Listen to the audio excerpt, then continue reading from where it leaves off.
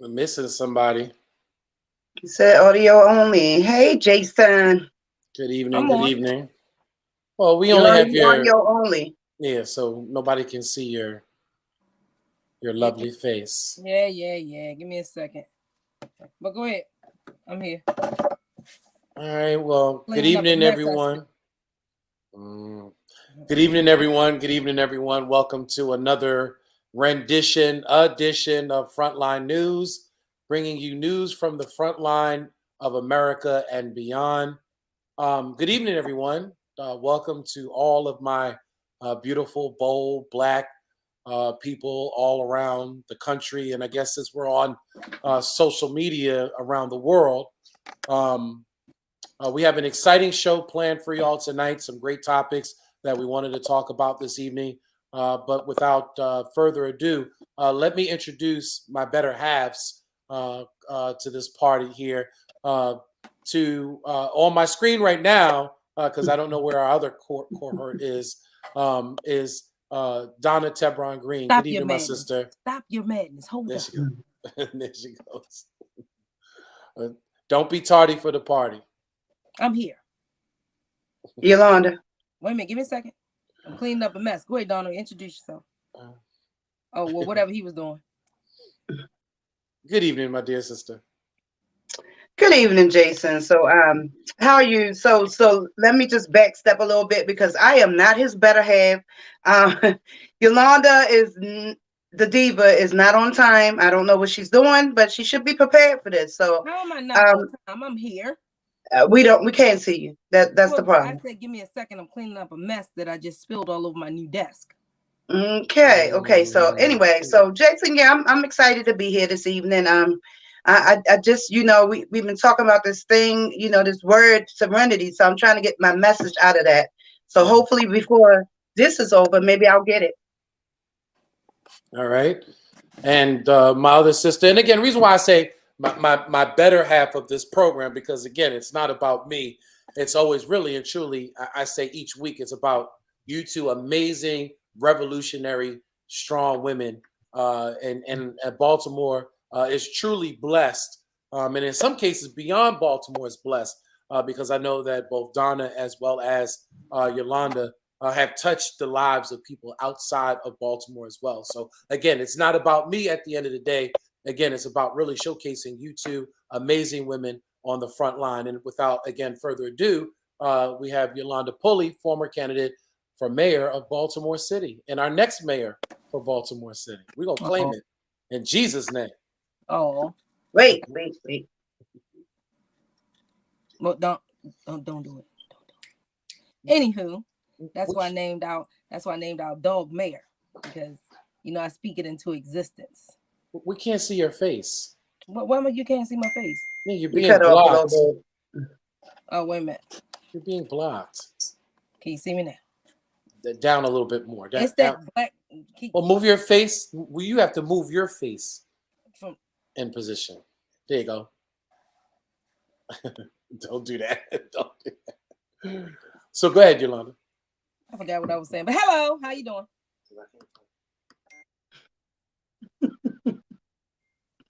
Go ahead, Yolanda. That's all I had. Hello, how you doing? How was your day? Like, what's going on with you? One of them days. I know, me too. I don't know what happened to Mr. Rodriguez. I don't know either. Hey, so I'm talking to our intern. Look, just pop up like a whack-a-mole.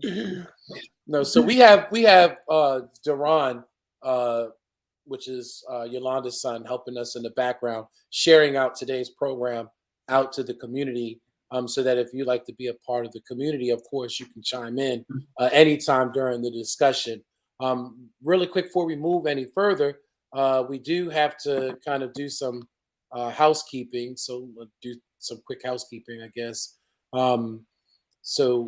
As you know, we are part of People Empowered by the Struggle, which is a 501c3 nonprofit organization. We believe in being a one-stop shop for all struggles in life. So if you need any help navigating through any struggles in life, please reach out to us.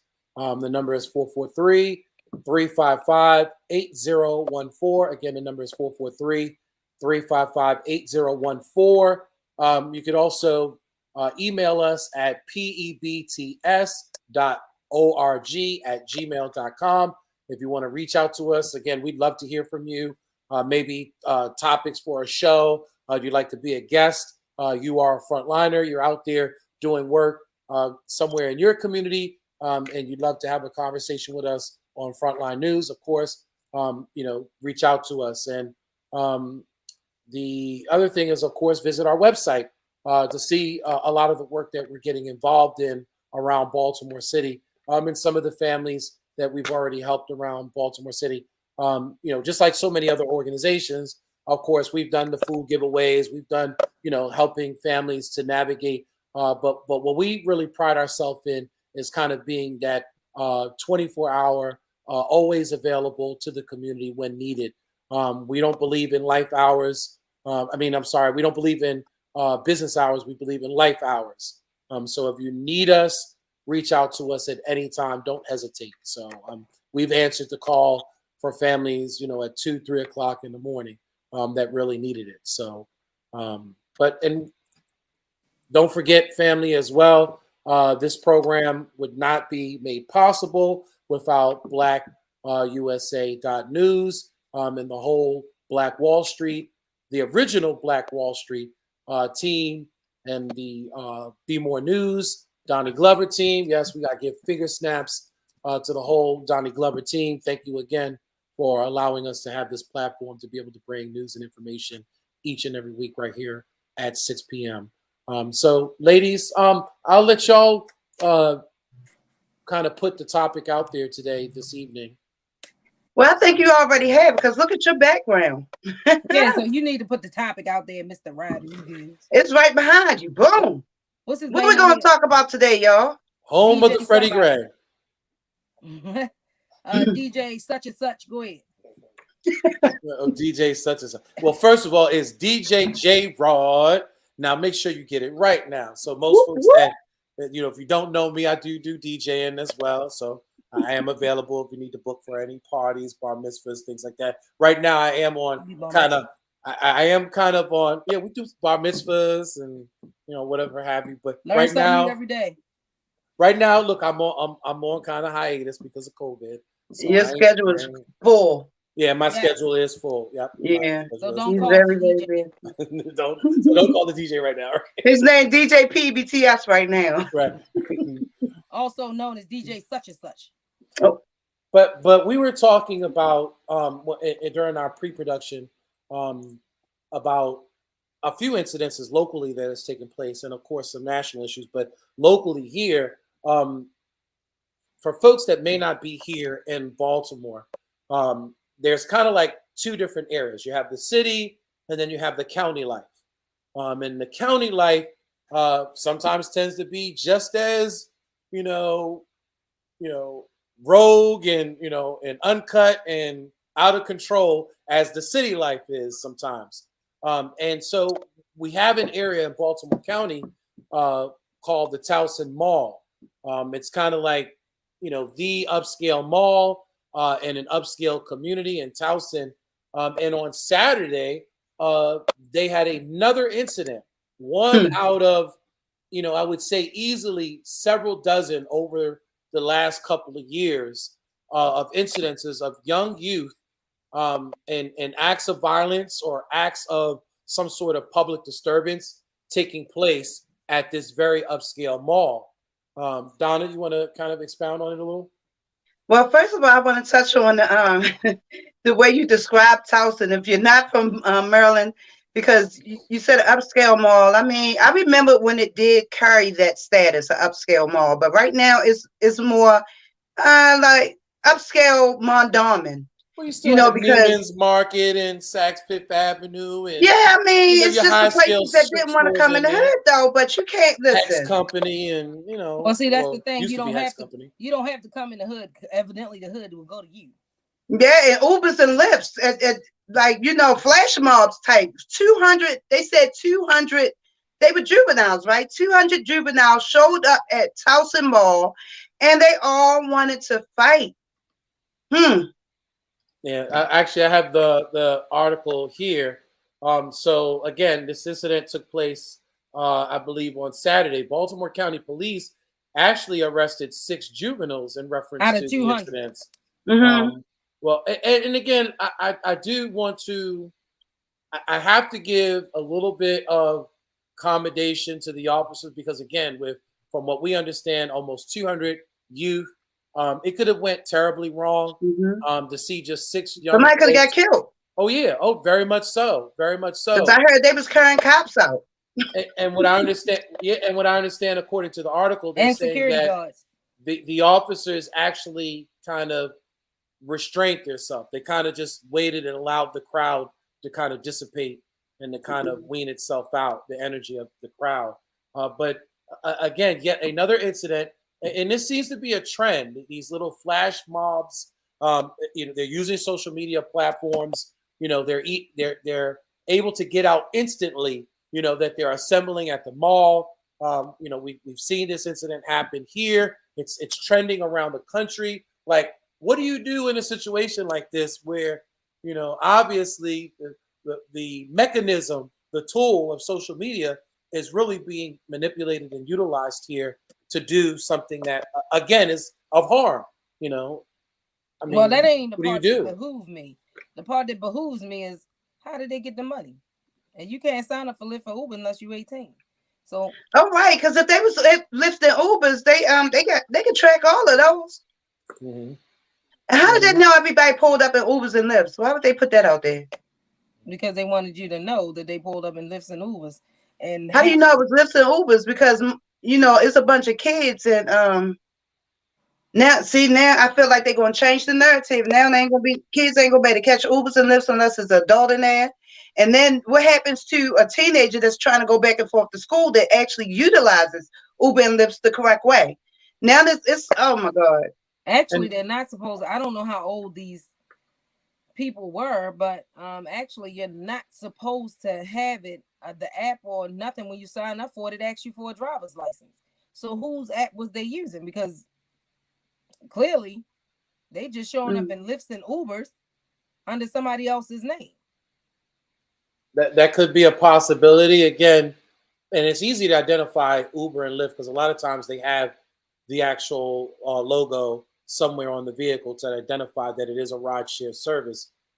But I think that the greater issue here is not so much how they got there, but again, how do you prevent something like this from happening again? How do you get the parents involved? Because there was already preventative measures. I don't want to make it seem like incidences that have happened in the past have not gone unchecked and have not gone with some sort of policy or regulation in place. In the mall, it's already, you can't go into the mall without a parental supervision. Well, they didn't have the majority of the fight did not happen in the mall. It happened outside of Towson, like near that roundabout thing. I think it started inside and they said it poured out outside. So saying, it started inside the mall. All of them people to come around the same time, it had to been hosted and promoted. Was it hosted or promoted, or is it that the young folks don't have outlets like they used to, in the back in the day? And I don't want to call myself old like that, but back in the day, different generations, you had like the Bobby Sockers, they met up with their hot rods. They met up at the fast food places. You know what I mean? They showcased their cars back in the day. There were always gatherings. We used to meet down, and if you go to my generation, either Odell's and we ride up and down. Well, we didn't have COVID then. Like we wasn't dealing with a pandemic. So, just the fact that we could push all the rec centers and all of that. But right now, it's not even the time to push that. It's time to push the fact that we should be staying away from big areas like that to try to stay healthy. Like that's where it starts. It starts with we have to. I just don't know. We keep going from one problem to the next problem and can't even fix the first problem. Right. It used to be the rec centers. It used to be, but right now, what do we have? What are the options right now, Jason? Like, what do you suggest right now? I'm not sure with a lot of unoccupied time, and again, even with the schools, because we know that they have the school programs, rec centers, things of that nature. A lot of them are not open in full capacity. You know, Well, that ain't even what do got you nothing do to- with these unoccupied young minds? I Wait a minute. mean, First of all, when you put an iPad, a tablet, and a cell phone in a child's hand, they no longer need a direct to go get Wi-Fi and all that kind of stuff. So you lost those children a long time ago. And the older they get, if you're out there 14, 15, 16, 17, you're not going into a rec center. I really feel like we got to take it back to the drawing board. Like we got to figure it out. We have to be able to occupy our kids without letting the streets occupy them or their minds, because, you know, even adults' idle time creates some things and some, you know, like we can't have too much idle time. However, we dealing with a health crisis as well. So it's like it's completely time for us to take it back to the drawing board, like completely. We Well, got to figure it out. Somebody said yes, like my granddaughter uses Uber. Mm-hmm. Right. So, So I what happened if just signed up for Lyft recently, and I was signing up for it, and it gave me the option to be able to add additional riders under my account. So I could have assigned a child, I could have assigned someone else. Yeah, but do they get to share the ride app with anytime they want under your dime? No. I think the parents need to be checking whether their child has Lyft and Uber, and where. I mean, because when how can I put it? When you sign up for it, I mean, when you look at it, like I wouldn't put it on my child's phone. Because But Yolanda, I don't know, because that's the way some parents keep up with their children, and I feel like it's a safety thing too. Listen to what I'm saying. It's just like a tracking device, Mm-hmm. Lyft and Uber. If it's under the child's name on his phone, her phone, I don't know where you're going. Right, but it has to. It's traceable though. Right, but it's right. still It's traceable. If it's under my name, correct. Yolanda, even if it's under their name, like if something happened and the child goes missing, at least they had something to link them. Right. You know, instead of them going outside catching, you know, say like just Donna the robot. Donna the robot, you're breaking up really bad. Okay. You're breaking up. You're breaking up really bad. Look, we're in a generation of latchkey kids. You know what I mean? So it's not uncommon for a child to be doing things independently after school on their own. So, and it wouldn't be uncommon for a child to say to their mother, you know, send me a Uber or Lyft. I'm going up to the Towson area. That's what I'm saying. Right, to go get something to eat. Correct. Right. Send it to me, not on the child's phone itself. And Camilla Green. I get it. Wait a minute, Camilla Green. Thank you for joining us, Crime and Homicide. And I love that lady. Mole rats has been assembling at malls across America for decades, and that is true. We used to do the same thing when we was younger. Yeah. Hang out at Mondawmin all day. You know, we had nothing else to do. No, but I'm saying is we had recs, we had centers that we could go to, but we just didn't want to because we wanted to be a part of the crowd. And even though we probably led the freaking crowd, I mean, Donna, are you frozen? Yeah, I think we have some technical She looked issues. like ice cream. She looked like she's frozen. Most, if not all, the recs are just doing that to school program. Exactly.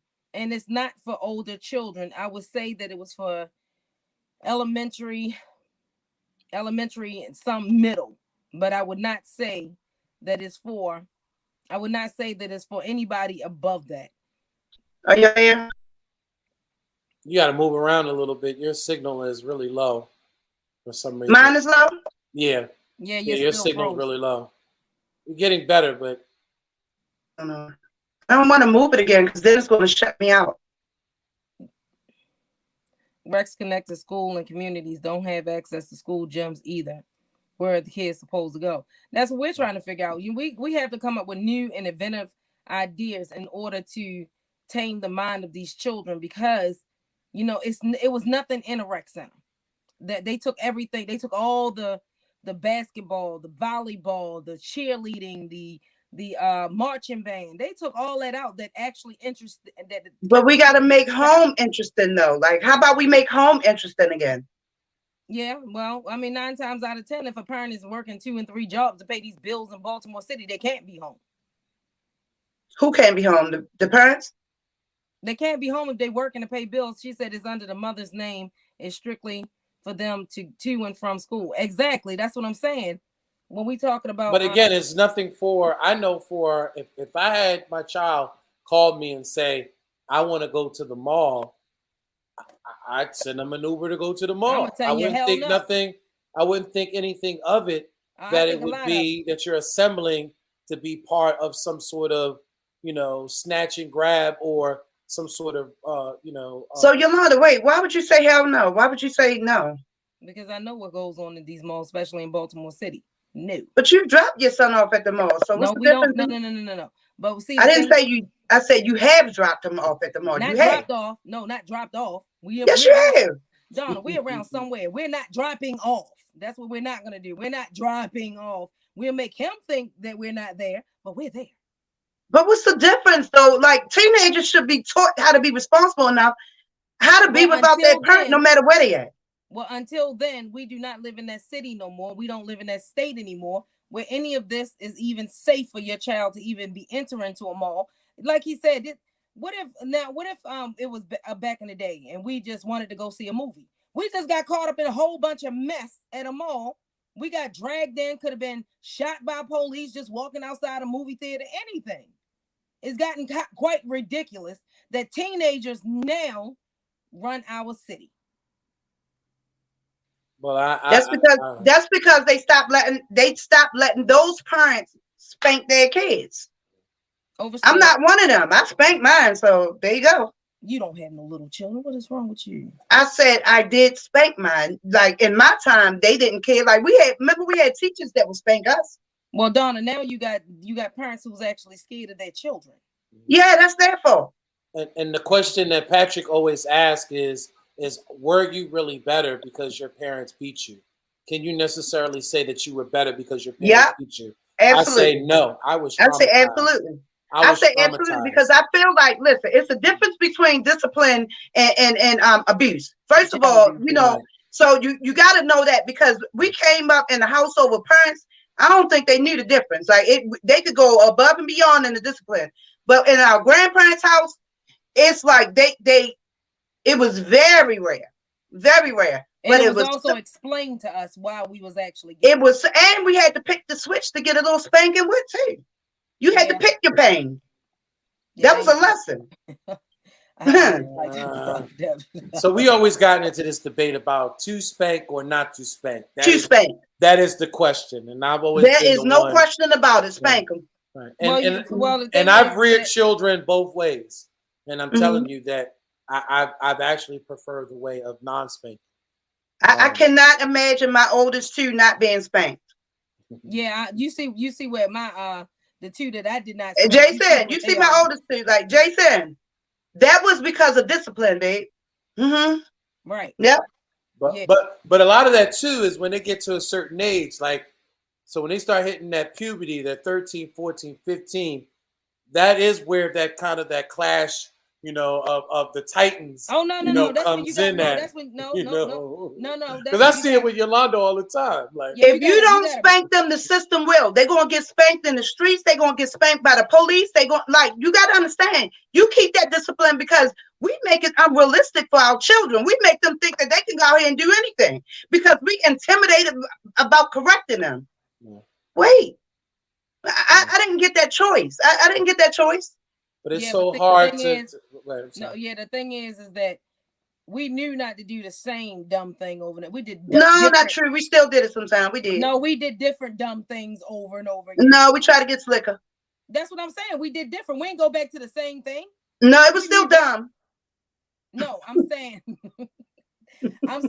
if we got our hand caught in the cookie jar. It wasn't our hand in the cookie jar next time. That's right, because we convinced somebody else to stick their hand in the cookie jar for us. Give us the cookie. We found another way to do dumb stuff. We didn't. Right, instead of correcting the behavior, though. And that's what we did. We teach our kids to do the same dumb stuff, and they think that just because they trying to do it slicker than us, it's something different. That don't make sense. Yeah, like when we both turned our watches back, thinking our grandparents was that dumb. Made sense to me at the time. So leave that alone, Yolanda. Yes, it did. She got us beat up. We ain't get no spanking. We got beat up. we cried our way out the house, though, didn't we? Or when we tied all the sheets together to jump out the window, wasn't nobody in the house. By far the dumbest thing in the world. It was nobody home. We tied sheets and tried to climb out the window. Jason, our brother tied sheets and we lowered him out the window so he can run away, and we were in the house by ourselves. Oh, so you let him escape? Escape, run! All he had to do was walk out the front door. Tell him about us. Tell him about Yolanda, us. we was not the smartest kids. Wait a minute, Donna. But remember when he wrote the letter, told him where we was at? I'm at my best friend Kenneth house. Joseph house. It was Kenneth. It was Kenneth. Oh yeah. I was thinking Joseph and Donna and Yo-Yo is at Aisha's house. Don't look for us. Good Lord. But we were lad babies, Jason. Smooth criminals. We were lad babies. We got a spanking, but we knew not to do it again. That's right. The thing. We did something else stupid. We threw the mattress out the window and tried to jump on it. Well, family, if you want to join us, you can join us live. We're really talking about what's going on right now in reference to Towson, the incident that took place on Saturday, where a flash mob of young folks just, congregated at the mall area. It might have been a fight ensued in the area, which later on basically turned into an assault of several security guards and police officers. And police officers. So, well, the thing is, if anybody we bring the problem, we bring the solution. Anybody got a resolution for this? Beat your kids. No, that's your answer to everything. Wait a minute, first beat them, Harpo. Beat them.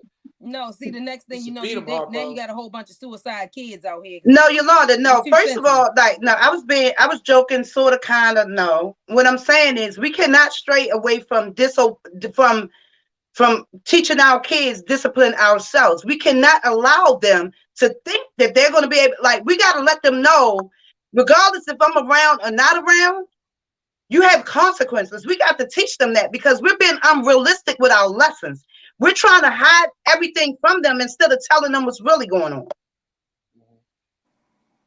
I actually have an idea. I don't know how well it would work, but actually using the public emergency broadcasting system when things like that happen up in Towson to send off an alert in that area, notifying everyone so that parents, guardians, all kinds of folks may realize something's going on. It may take a second to check up on their children because these folks a lot of them are residents to the area or surrounding areas of Towson. These children are familiar with that mall and congregating at that mall and hanging out at that mall. That's their regular hangout spot. Like what was just pointed out, mall rats. They've been doing this for a while up at the Towson Mall. So I think that there's some sort of address system or some way of kind of notifying the community when things like this happen so that, chaperones and other folks can kind of congregate to try to help get control of the area. I think it's just one strategy. Yeah, but I just think we damned if we do and damned if we don't. I'm sitting up there reading Camilla's, they supposed to have social skills. They are. But the thing is, we don't live in a society where it's safe for our children to go outside and be sociable anymore. They're not even being sociable.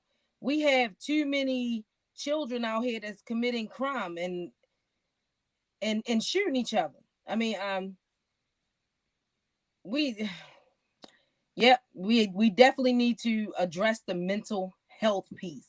We have children that seen way more trauma in our city than 9 times out of 10 a 90-year-old seen it. Yolanda, I want you to think about, listen, I need you to understand, you got to think about what you was exposed to. And your children has been exposed to that as well.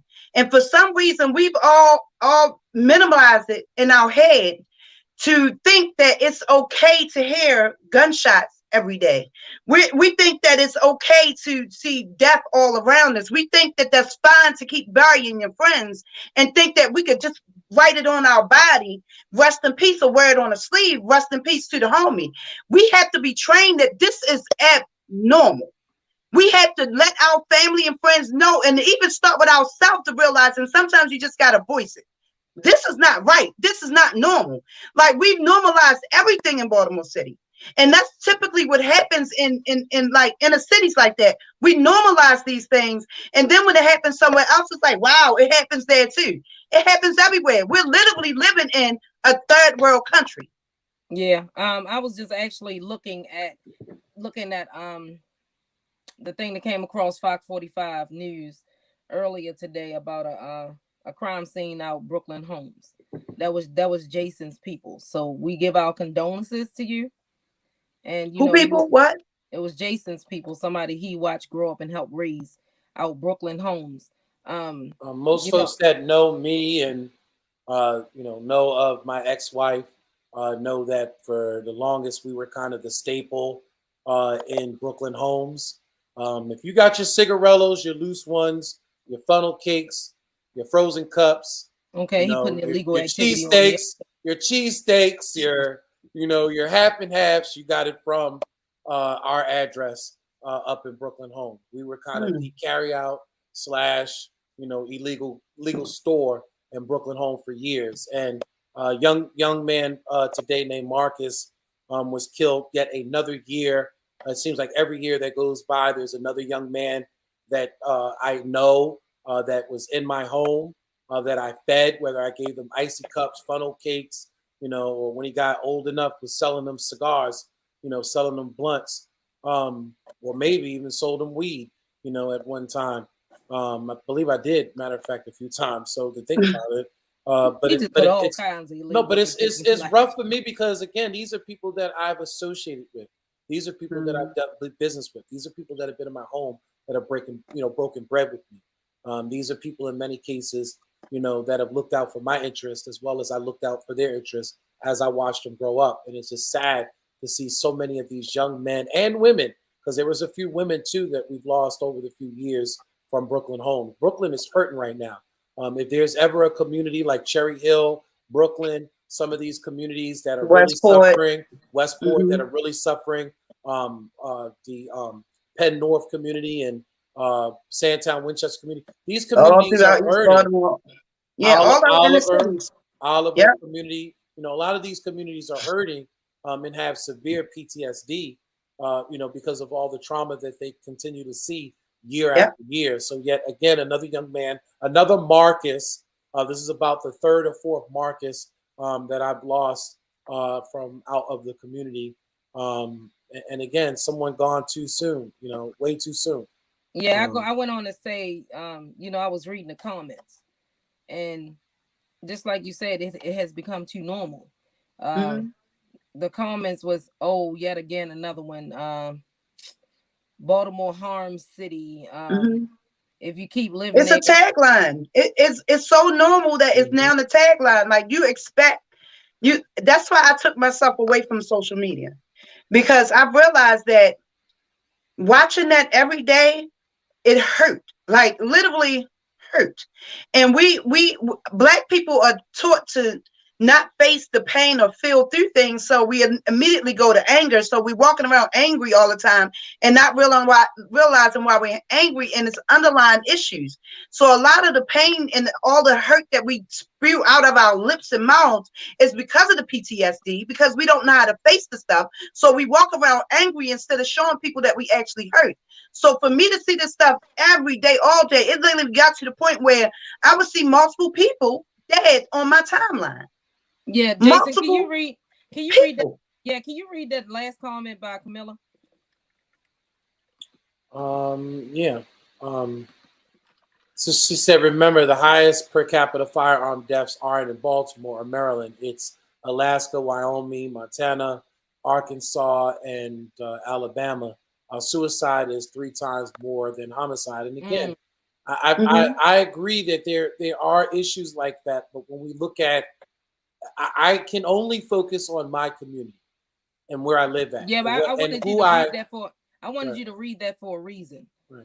Camilla Green deals with this trauma every day with Baltimore. She makes sure she brings us the news and bring it on social media, and we greatly appreciate you, Queen, for even because I go out here and fight in the streets every day. Us three right here. We go out here with people empowered by the struggle. We go out here and we fight in these streets every day to try to save lives. And, she posted, and she got to read the stories, and she commentate on it, and she try to make people be respectable on there. And we got to tip our hat and give flowers due when they're deserved. She deals with a lot of trauma because she reads it. And she is one great media person. Yeah. And I appreciate Miss Green as well. And again, I wasn't so again, when we look at things like per capita, who's number one, things like that, I have to put the bucket in front of me first in my home city. And I have to look at what's happening here in Baltimore City. To me, one life shot, one life lost is way too many. And again, year after especially year, here, because it feels like it's a connection with everybody. Somebody knows. Everybody knows somebody that knows somebody that knows somebody. So regardless if it, and then it even reaches outside to other cities. So I feel you. And I mean, we are realistic with knowing that it's not as bad as everywhere at some other places, but it's too bad for us. Yeah, but it's too bad for us because a lot of these people that they're not just names to us. It's family, it's friends, it's homies, children, it's their grandkids. Like, these are things that we got to wake up to every day. Yeah, and that takes us into the other subject that we need to get into. The flash mobs and everything that's going on to the police that killed that young boy. He was only 18. I think the family is actually she keep calling me now, and I didn't answer because I'm on this station now, and it breaks my heart to know that child lost his life on a technicality of, again, the police department, the ones who's supposed to protect and serve, and that flash mob. And I'm trying to figure out if they looked at a flash mob the day before or the day of, did that play a factor in them shooting and asking questions later? That's Baltimore City and Baltimore County now. I know, but it still hit the news. Hit the news. Well, it wasn't so much to me the factor of whether or not another incident may have caused them to act the way that they acted. I know that something has caused them to act the way that they're acting. What I mean is, according to the news and what we're talking about, there was a police-involved shooting, I believe, on Saturday, same day, police-involved shooting. A young man was accused of using his vehicle as basically a weapon, and the officers hit an officer, according to Commissioner Harrison, and the officers had to shoot into the vehicle, which then did kill the person in the vehicle. The family has reached out to us, and friends of the family have reached out to us, and everything does not seem to be very clear cut. This is a young man who only was in a vehicle for 2 weeks, just got the vehicle in his possession, doesn't have a violent history, but has been in trouble, like a lot of our young youth in Baltimore City has gotten in some trouble, but nothing of violent nature. And we're still questioning so many events that took place. They claim that the LiDAR or the license plate reader system gave them, I guess, a hit, and it told them that there was a person that may have been wanted, who had a warrant in reference to a prior robbery. From what we understand, the gentleman was pulled over by the police. He got out of the vehicle, from what we understand. He then got back into the vehicle, ran back into the vehicle, probably looking at nervous, scared, whatever have you, went into flight mode, and jumped into the vehicle, and in a process may have, we're going to say alleged, because we don't know, hit an officer in the process, trying to flee in the process. The issue that I have is, and this was the issue that was brought up. Hold on, Jason, because Yolanda keeps shaking her head. What's going on with you? That was the family. Yet again, they have no answers. Right. And we're going to try to get them some answers. But here's the issue, and Donna, I want you to chime in on this, because this was the issue that took place with Officer Shapiro, the officer that was killed in Baltimore County. And again, my heart goes out to any officer who loses their life on the line of duty. But there were so many questions that were brought up in reference to that particular case, because again, what were the operational procedures for that type of police engagement? And from what we have investigated in reference to Officer Shapiro was that there's no law enforcement department around the country that is going to teach their officers to put themselves in front of an 80,000-pound vehicle and make themselves a target on purpose. They're taught to use their vehicle as a block or a shield, to stand behind objects, solid objects that can protect them against any harm that vehicle may pose. In this situation, why was that officer in a situation that posed a threat if that vehicle was to move, to where that officer then may have to use deadly force against a motorist that really and truly should have just been a simple traffic stop and inquiry in reference to a warrant? Which turned into a fight or flight mode, which turned into a homicide. You shooting into the vehicle first. This natural instinct. If someone is shooting at you, I don't care who you are. If a gun come out, you are in fight or flight mode. And if you're standing in front of a vehicle, you're thinking about saving your life before you're thinking about saving somebody else's. You're not supposed to do that because it's a police standing in front of the car. Yeah, and I can't say. The most interesting part out of what I got out of, I'm not gonna speak for anybody else. What I got out of the news article, the stories, is that no one ever said it was justified. You know, when they used to get up there and doing a press conference. Right. He had a weapon. Right. A weapon he was shot found. At the officers. This has been justified. Right. None of that was said. So that makes me question, you know, the integrity of the whole thing. Nothing in that report, nothing in those articles made sense to me. Not from the readers down to him having a car for only 2 weeks. And being a robbery suspect. Who made you judge and jury over this man telling you that he robbed something?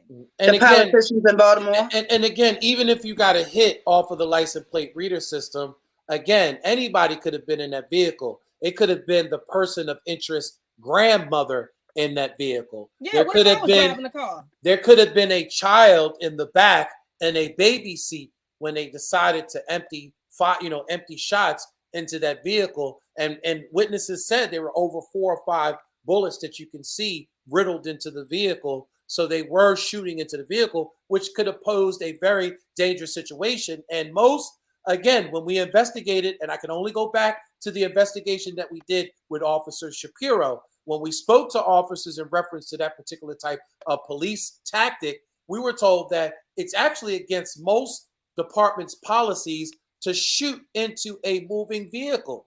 And the reason is because there may be a baby ducked down low in a car seat, you didn't see it, and then you shot that baby in the process of but something. I bet you if it was a dog really, in that car. Right. But something that may not have really been an imminent threat. Again, a vehicle necessarily lunging, unless that vehicle is, kind of making a point to steer in the direction of the police. It looks like you're running from the cops right now. But it's right. Behind you. Like you moving back and forth like you running from them. Even you running from them when you marching with them or something. Come on, I'm gonna need you change that picture. I definitely don't want to. But Jason, the issue is you gotta expect them to respect who else is in that vehicle. They don't give a sugar honey iced tea. Like they don't care if it's your mama, your grandmama, your grandchild. They don't care. Like they gotta respect you as a person and not want to pull that gun out to shoot. Yeah, like I said before, I said it yesterday on our radio show, Patrick Henderson, and I said it today. Probable cause was the #1 downfall of a Black community. That's what killed. That's what's killing people. That's what's killing these young men. I'm not saying all of them are wrong. I'm not saying I'm not saying that anybody is an angel. What I'm saying is that why do we get shot first and ask questions later? Right. And again, for a young Black man growing up in America, there is a stigma there. When you see law enforcement, when you're in this, not only a young Black man, what you mean? It's a stigma for us. And Black women, but again, or folks of color in general. But here's the thing: that stigma is very real. That stigma, because you have the onslaught of all of these videos now. News is live and direct within seconds when these incidences happen. It's not uncommon for any young black male or black female in America to not have seen some sort of police involved shooting or atrocity, murdering in the streets like George Floyd. Like it's not uncommon for us to not see that. So for a young man, like this young man who was stopped by the Baltimore City police and was, most likely wrongfully killed here, I could get it that he could easily be fearful of what he sees in front of him. Officers jumping out, guns brandished. That's the first thing they do. They're yelling at him. I mean, he's a child. Right. They're yelling. I'm saying the first thing they do, regardless of, they put their hands, like they come at you with the gun. Like, how many times you've been pulled over and then you look over, there's a gun in your face. Yeah. But what did I do? Yeah, but why do we keep putting young children? Because he's still a child. He was not 21. Right. He was not 22. We're putting children in compromised positions. We're putting children in adult situations. If that had been me, who's to say that I would not have reacted any way different at the age of 47? I'm not going to sit there and let you kill me without me at least trying to get away. That doesn't even make sense. You going to pull off? It's called fright and flight, and it's common as hell. You can do Google searches on it, and you will see how common it is. And it's actually a lot more common. Jason, it's very common, but we got to teach, like, that's one thing. And it's like, where do you start it with educating your kids that, because like I always taught my kids that the police, like when they was younger driving, if you get pulled over, call me. That's exactly what I said. I don't care where you at. If you get pulled up, they were 21, 22, 23, and they were calling me because I lived in a racist area. I pulled up a couple times on a bunch of cops around my kids. Like, what are you doing? Hello? You don't see me? Like, that's a conversation we have to have with our kids. That's a lot. That's a way that we have to live in the areas that we live in. But we have to start with, just the fact that you're saying it was a kid, Yolanda, but first of all, they don't think about a kid driving a car. That's not what's on their mind. You knew that you could put a right, but they're not thinking that. Listen, they're not thinking that. And just the fact that they're thinking that it should be a responsible adult or at least a child responsible enough, because that's a lot of license at 16. Yolanda, but listen, what I'm saying is now you're going to make them turn that license thing up to 25. Keep playing. And obviously, again, there was something going on in the area because according to the Baltimore Sun, they said there was a lot of robberies and stuff. Right. Police said that the occurrence happened in the 1800 block of Chilton Street. Harrison said that the officers were working with the mobile metro unit in the Northeast District because of recent sprees of armed robberies and carjackings. And here it is. They get a hit on the LiDAR for a possible suspect who may have a warrant. That's like, we got a hit, quick, pump and lock and let's get loaded, let's rock and roll, and jump in front of the vehicle and stop this vehicle because they are looking for results right now because they are. I mean, you just had a sweep through the city and they just went through and arrested dozens of outstanding warrant citizens and got 3 guns, 3 guns and maybe 1 ghost gun in the process. Of all this effort. So they're desperate right now. They're in desperate mode to try to get a hold of this violence in the city. And unfortunately, their solutions are not working. And then when people try to bring solutions, and I'm not going to get on this fly the damn plane trip tonight, but I'm telling y'all, for a lot of you grassroots activists, I'm really done with y'all in this city. And the reason why is because, again, today I have to learn of news of another young man losing his life in Brooklyn, which is my old stomping ground. And every time that I lose another one in Brooklyn, I think about the fact that I had a rope that might have been able to save our city that is in this deep hole right now that we need to come out of. But yet y'all want to choose whose rope y'all decide to utilize in reference to these efforts of public safety in our city. So at this point, the city gets what the city gets. I'm not going to sit there and continue to fight for a city that in some cases won't fight for their self. What Jason, we're you going are to going do. to continue to fight because that's why you're doing it. It's like, No, there's a difference between fight and serve. What we plan to do is serve sir. our community. We plan to serve our community. Yeah, but it comes to the fight, though. It comes to the fight. And I get what you're saying. I feel like with the Fly the Damn Plane, I feel like they changed the narrative on y'all. And that's why I'm very specific about people not changing our narrative and my narrative. I don't get like they we'll have that conversation another time. And I guess we gotta keep up with the time. So it's now 6:50. Yeah. And again, so let's do a quick wrap around. Wait a minute, can you read that? Can you read what she just wrote? It says, discuss the tech involved in a license plate reader. Do police have a policy regarding vehicles spotted through the license plate reader or GPS transponders? Anybody could have been driving the car. That's what we keep saying. This technology should not be handled. Should not. It says this new technology should not handle with care. And not be a license for cops to manhandle police or pull their guns out or et cetera. And that's and that's Donna. That's why I agree with the policies of Marilyn Mosby. We talked about this earlier with Yolanda, where I said it was those lower level policies that in a lot of cases police officers abuse to try to get at someone. They taking up all the time with speeding tickets. They taking out all the time with trying to figure out, instead of trying to do the work and investigate, to get out there to do the work, they want these little small policies to try to hit the jackpot just in case. If I smell a little weed, they might have a gun in there. Read what Chap Lovelace just said. They found most of the warrants Jason spoke of through the license reader. Wow.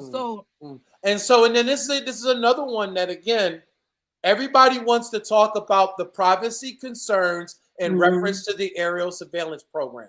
But here is a technology that to me is being abused, because every vehicle that passes by a Baltimore City police car that has that LiDAR, that license plate reader detection system on it, is suspect without any probable cause. So every vehicle that goes through, and again, here is a circumstance where the LiDAR may have caused a death of a citizen in Baltimore City. Why? Because they used the system to say, a person of interest in reference to a robbery. So now they need, since that's the case, Jason, maybe they need to turn, whatever they're doing, they need to put an end to that. Because chances are, like, we got a lower chance of surviving a cop stop than some of these other people out here. So we don't want you to be able to pull us over because you think that somebody might fit the description of being a robbery suspect in a car or something. Like they could shoot the whole car. Yeah, and especially if it's somebody that's been deemed violent. And that's why we asked the family, was he deemed as a violent offender? Because again, we know that that's the token word that they use many times. Repeat violent offender. So we asked the family, was this young man a repeat violent offender? They said no, he doesn't have a violent history. He may have been troubled in the past, but none of his cases have ever really involved anything in reference to violence. But again, if somebody gets a hit with the license plate reader that says a person who is violent, who may have shot at police officers, who may have done something violent in the community, may be engaged with a more aggressive force. That's too many maids to me. Right. No, but I have a question for you. When did it say that they checked his ID, his driver's license, and then this came back? And verified that he was the suspect. Right. They just went through the car. Right. And that's a problem. That is a problem. We don't know how he got the car. He could have got the car, and the family, we're still in the process of working with the family. And family, trust me, if PEBTS is on it, if People Empowered by the Struggle is on it, we are on it. We're going to get down to the bottom of this. And again, if there's some policy or something that really needs to be looked at and addressed, we are going to ask the system to really look at these policies and address it, because we feel that, again, something was not followed procedural wise that led to this young man's death. That this young man did not have to die. A traffic stop should not lead to a grave site. It should never ever lead to a grave site. Ever. Never. And I don't care if he did rob somebody. They didn't die in the process because you didn't say he was a murder suspect. Correct. I do care if he robbed somebody, and I don't. I do. Talking about that, I'm just but that's the problem. Like, Right, because police is the deserved police to have officer's his day in job court. is to bring someone to justice, not to Right, because they're administer guilty before justice. they're proven innocent, right? Correct, correct. Right. Right. You have the right to serve on, I mean, to be judged by a jury. No, we're guilty before we're proven innocent, Yolanda. You know, that's the balance of our system. It's just us against them. You know, like, we're guilty. We're guilty from the beginning. But again, when you're dealing with crime stats and you're targeting communities based on these crime stats, immediately the community becomes a target. All the community becomes a target. Yep. Because everybody that was in that area, suppose he'd have sped into somebody's car, somebody else's life. Like, they do things like, I don't understand.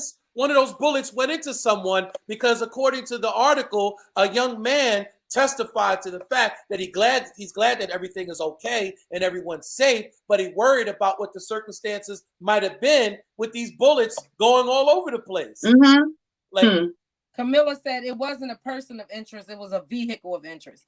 Exactly. They did not do their history on the vehicle because he only had it for 2 weeks. For 2 weeks. 2 weeks. Who knows how he purchased it? There's a lot of scams going on.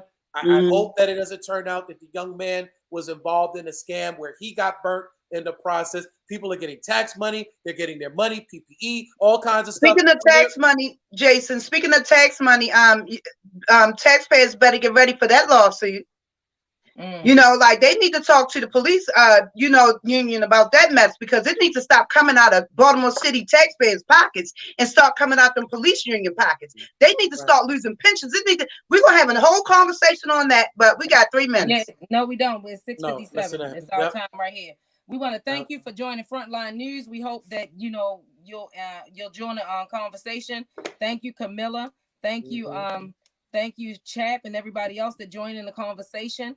We are a one-stop shop for all struggles, and we're just out here trying to fix our city because we actually care. My thing is for today, let's live the fight another day, regardless of what the thing look like. You're not. What is that thing you say, Donna, about your worst mistake? You're bigger than your biggest mistake. Exactly. So if we have to go to jail, that's what we do. But you live to fight another day. Thank you for joining us. Catch us every Monday at 6 p.m. Love you guys. Mwah. And if you need us, you know how to reach us. Please reach out to us again at 443-355-8014. Again, 443-355-8014. We are a 24-hour operation for all help, all struggles that you may be going through in life. And you can also email us as well if you need to. That's pebts.org@gmail.com. We love you. Thank you, Donnie Glover. We love you, my brother. Thank you. Thank you to the Black USA.news family. We will see y'all next week. See you next week. Bye-bye.